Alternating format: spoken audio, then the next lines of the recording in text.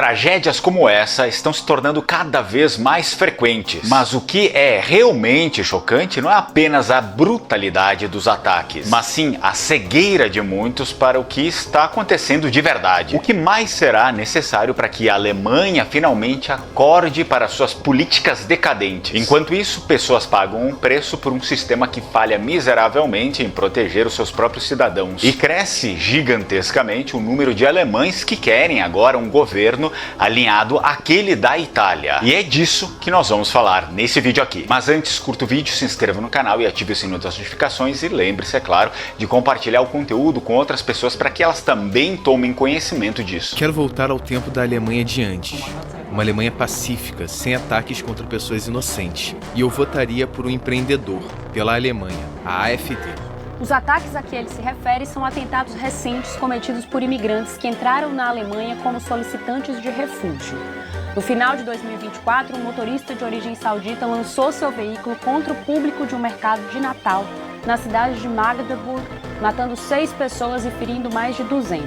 Depois, em janeiro, um homem afegão matou um adulto e uma criança a facadas na cidade de Aschaffenburg.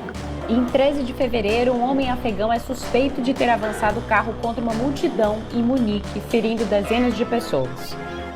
Esses episódios jogaram combustível num debate já bastante acalorado sobre imigração. So wenig steht die Politik an der Seite derer, die unter den Fehlern unserer Regierungen leiden müssen. É muito triste ter que vir aqui noticiar esse tipo de coisa, mas seria mais triste ainda se fechássemos os olhos e fingíssemos que nada está acontecendo como muitos gostariam. Na quinta-feira da semana passada, dia 13, um motorista em Munique, na Alemanha, avançou sem piedade para cima de uma multidão de pessoas. E deste ato extremo, dezenas de pessoas foram vítimas. A maioria das pessoas estão em estado grave e, infelizmente, o prefeito da cidade também informou que haviam crianças na multidão. O condutor do veículo foi preso no local e já está na cadeia. Quando ele foi abordado pela polícia, ele gritou Allahu Akbar, uma expressão que significa Alá é o maior, e orou logo após a sua prisão, segundo a promotora. Por essa razão, a agência bávara para o combate ao extremismo e o terrorismo assumiu o controle das investigações. O ataque mostra que algo precisa mudar na Alemanha e rápido.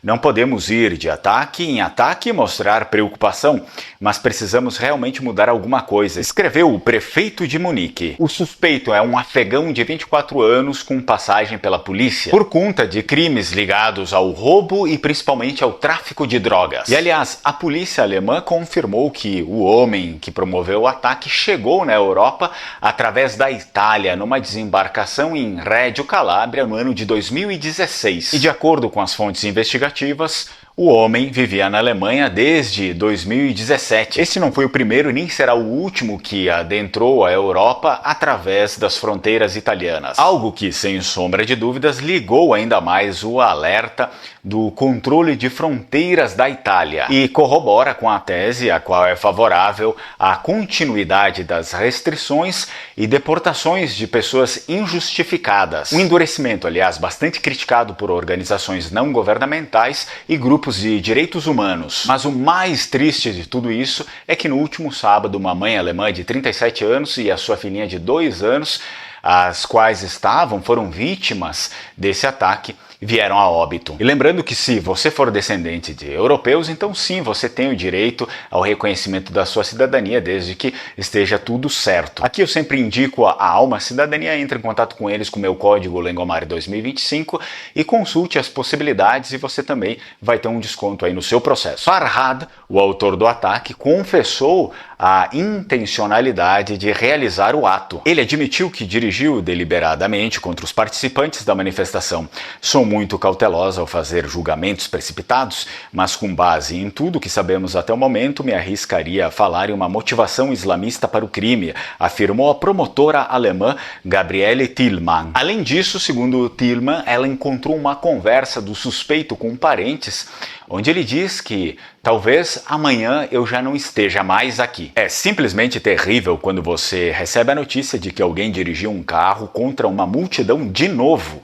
É um tapa na cara. Algo que tem que mudar na Alemanha, disse Markus Söder, governador da Baviera. O governador da Baviera, ao dizer de novo, refere-se ao ataque de dezembro que aconteceu em pleno Natal, em Magdeburgo, onde um carro também avançou contra uma multidão numa feira. Na ocasião, 5 pessoas faleceram, inclusive uma criança de 9 anos, e outras 200 pessoas ficaram gravemente feridas. Atualmente, a Alemanha é governada por uma coalizão conhecida como Semáforo, composta pelo Partido Social Democrata, o Partido Verde e o Partido Democrático Liberal, sendo 2 partidos de extrema esquerda e um partido de centro, os quais, por conta de diversos ataques, como o que acabou de ocorrer, e a conivência com a falta de controle de fronteiras, amargam uma queda acentuada de popularidade. É interessante também notar que, segundo as pesquisas, cada dia que passa, parece que os alemães querem um governo mais alinhado com aquilo que acontece na Itália atual